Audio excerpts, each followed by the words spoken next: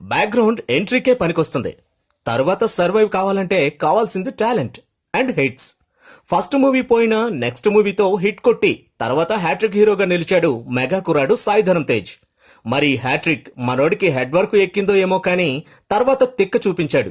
Audience reject చేశాడు. Latest గా winner అంటూ ఓల్డెస్ట్ ఫార్ములాతో వచ్చి మళ్లీ దెబ్బైపోయాడు.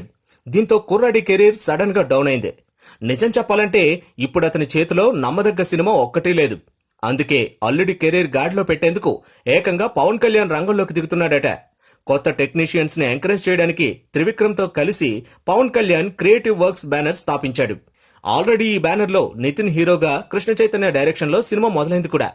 ఇక ఇప్పుడు అల్లుడి కోసం తన బ్యానర్ లోనే ఓ సినిమా చేయాలనుకుంటున్నాడు పవన్ కళ్యాణ్.